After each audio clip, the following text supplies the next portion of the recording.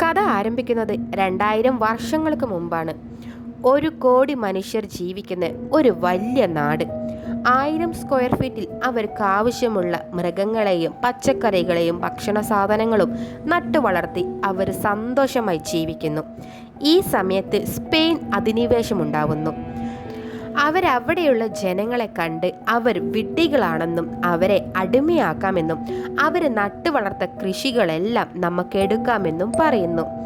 ഇവരെ നമ്മളെ മതത്തിലേക്ക് പരിവർത്തനം ചെയ്യണമെന്നും ആ കൂട്ടത്തിൽ മറ്റൊരാൾ പറയുകയും ചെയ്തു. ഇങ്ങനെ പതിയെ പതിയെ ഒരു വംശത്തെ തുടച്ചു നീക്കുകയാണ്. നമ്മളിന്ന് സംസാരിക്കാൻ പോകുന്നത് മായൻ സംസ്കാരത്തെക്കുറിച്ചാണ്. നമ്മളെല്ലാവരും കേട്ടിരിക്കേണ്ട ഒരു കഥയാണ്. വീഡിയോയിലേക്ക് പോകാം. So welcome back to true stories.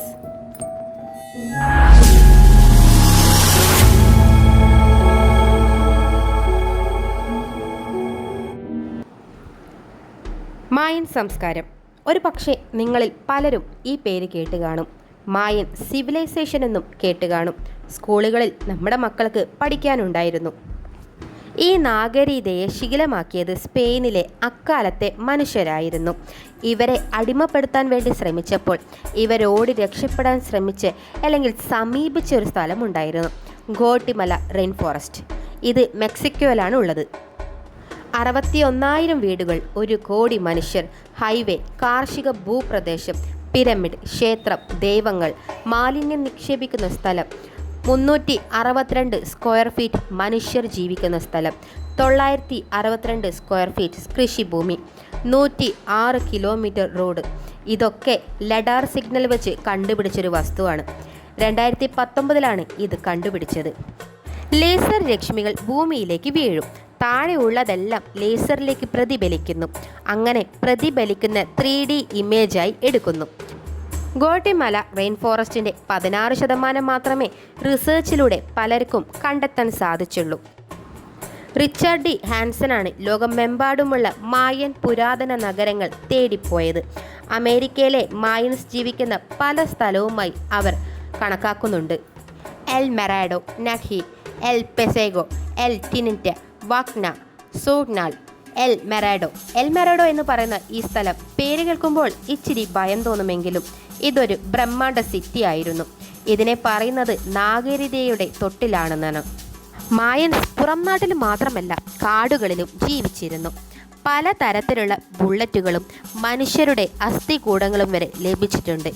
അന്നത്തെ കാലത്ത് മായൻസ് ഒരു സിറ്റിയായി തീരുമാനിച്ചിരുന്നു. അവിടെ മാലിന്യം നിക്ഷേപിക്കാനുള്ള സ്ഥലം പോലും ഉണ്ടെന്ന് പറഞ്ഞാൽ അതിശയിപ്പിക്കുന്ന ഒരു കാര്യം തന്നെയായിരുന്നു. കൃഷി ചെയ്യണം, ഹൈവേ ഉണ്ടാക്കണം, അങ്ങനെ പലതരത്തിലുള്ള തീരുമാനങ്ങളും മായൻസിനുണ്ടായിരുന്നു. അത് ചെയ്തു വെച്ചിട്ടുമുണ്ടായിരുന്നു.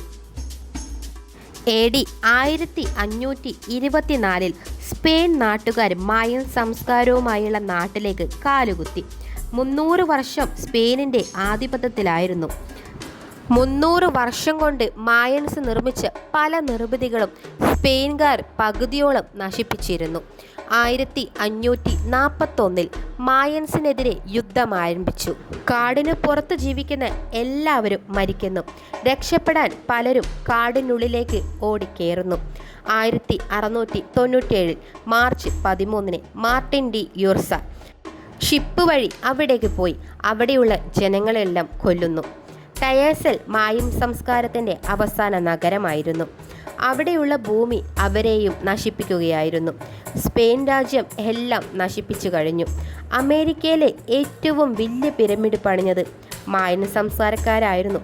16% മാത്രമേ മായൻ സംസ്കാരം റിസർച്ച് ചെയ്തു കണ്ടുപിടിച്ചിട്ടുള്ളൂ. അന്ന് കാടിനുള്ളിലേക്ക് ഓടിക്കേറിയ മായൻ സംസ്കാരക്കാരുണ്ടായിരുന്നു, മായൻ ജനതകളുണ്ടായിരുന്നു. കാടിലേക്ക് ഓടിക്കയറിയ മായൻ ജനതകൾ എന്തു പറ്റിയെന്ന് ഇതുവരെ ആർക്കും അറിയില്ല. അവരൊന്നടങ്കം മരിച്ചുപോയോ അല്ലെങ്കിൽ ഇനിയും അവിടെ എവിടെയെങ്കിലും ജീവിച്ചിരിപ്പുണ്ടോ എന്നും ആർക്കും അറിയില്ല. ദൈവത്തിൻ്റെ കയ്യൊപ്പ് നേടിയവരാണ് മായൻ സംസ്കാര ജനതകളെന്ന് കേട്ടിട്ടുണ്ട്.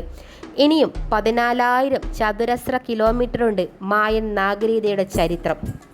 ഗോഹട്ടിമല മഴക്കാടുകൾ 14,000 ചതുരശ്ര കിലോമീറ്റർ. മായൻസ് ഇവരെല്ലാവരും ഇപ്പോഴും ജീവനോടെയുണ്ടോ? അവരുടെ വംശം കാണില്ല എന്ന് ഉറപ്പു പറയാൻ നമ്മളെപ്പോലുള്ള ജനങ്ങൾക്ക് പറ്റുമോ? ഒരിക്കലുമില്ല അല്ലേ?